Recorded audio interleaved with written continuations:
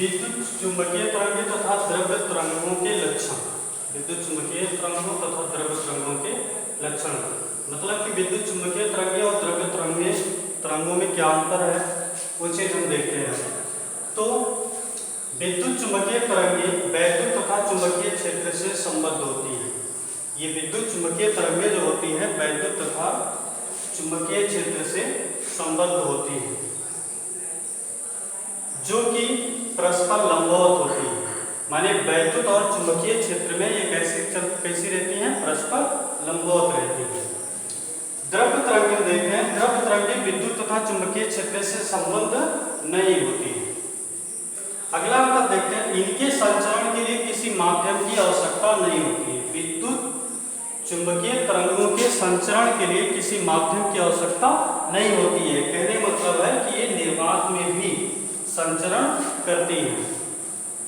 जैसे कि सूर्य के प्रकाश की किरणें जो है अनंत से पृथ्वी पर ठीक निर्वात में ही संचरण करती हैं।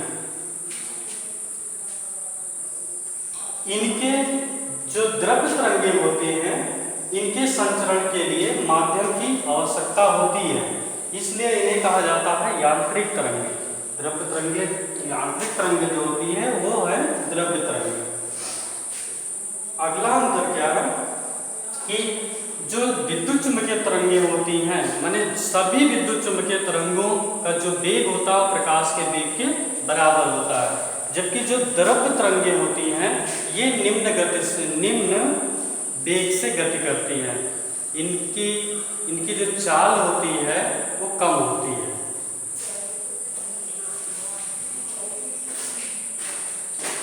विद्युत चुंबकीय तरंगों की जो तरंगदैर्घ्य का व्यंजक है लैम्डा बराबर c/ν होता है, जबकि द्रव्य तरंगों की तरंगदैर्घ्य का जो व्यंजक होता है लैम्डा बराबर h/mv के होता है।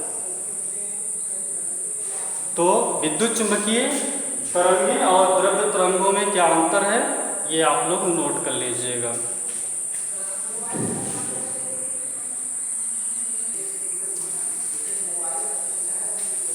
अब हम लोग देख रहे हैं इलेक्ट्रॉन की द्वितीयक प्रकृति।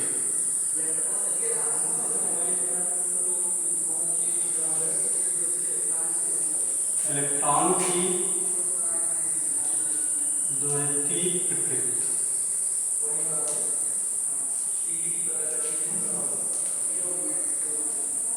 तो देखो भैया, पूर्व के प्रयोगों से यह पता चल चुका है कि इलेक्ट्रॉन द्रव्य और ऊर्जा युक्त कण है।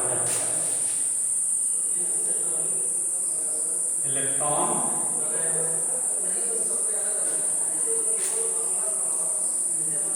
द्रव्यमान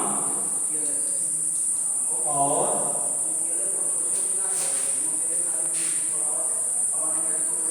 ऊर्जा युक्त कण है।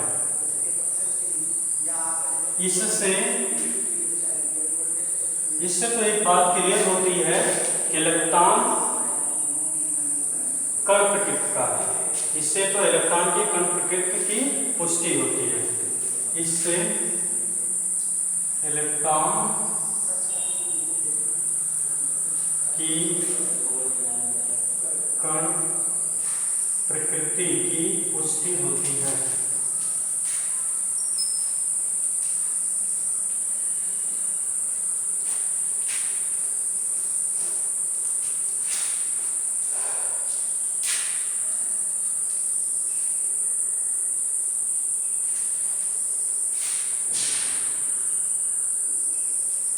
इसके अतिरिक्त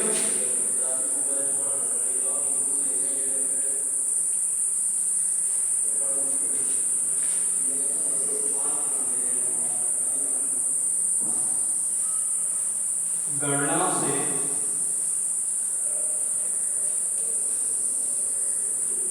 इलेक्ट्रॉन की तरंगदैर्घ्य 10⁻⁵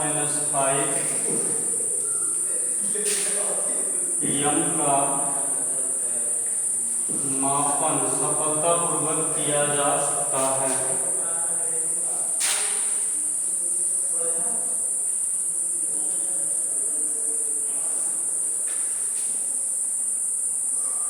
सफलतापूर्वक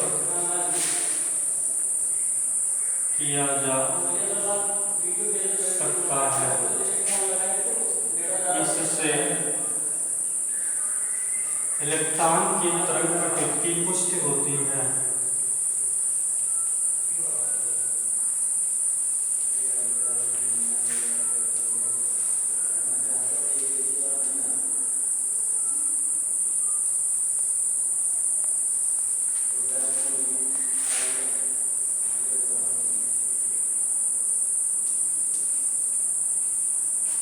कैथोड किरणों के गुण इलेक्ट्रॉन की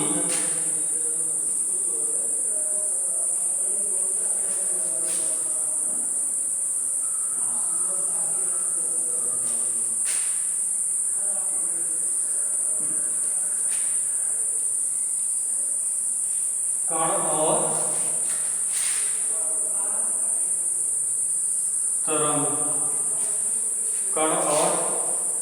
तरंग प्रकृति प्रदर्शित करते हैं।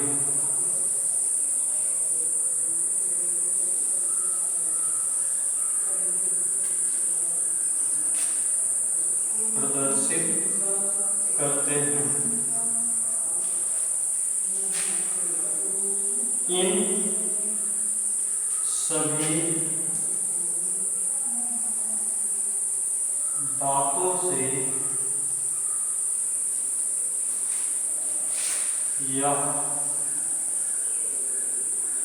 सिद्ध होता है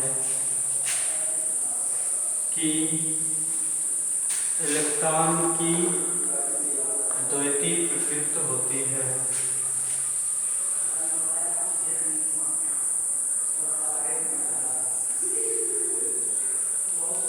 इलेक्ट्रॉन की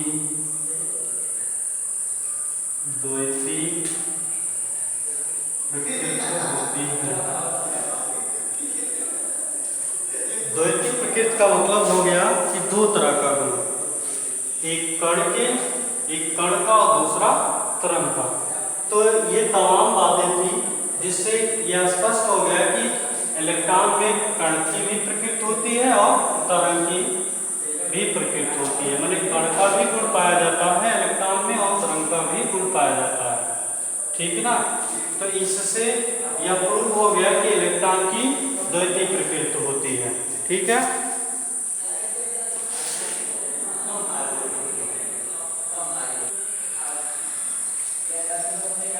अब यहाँ तक आप लोग नोट कर लीजिए, पढ़ लीजिए, समझिए।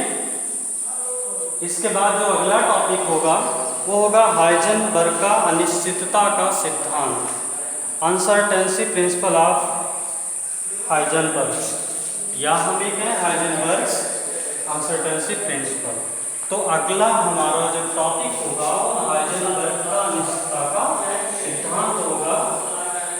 तो इसे आप पहले यहाँ तक अच्छी तरह से भली बात समझिए, तैयार कर लीजिए।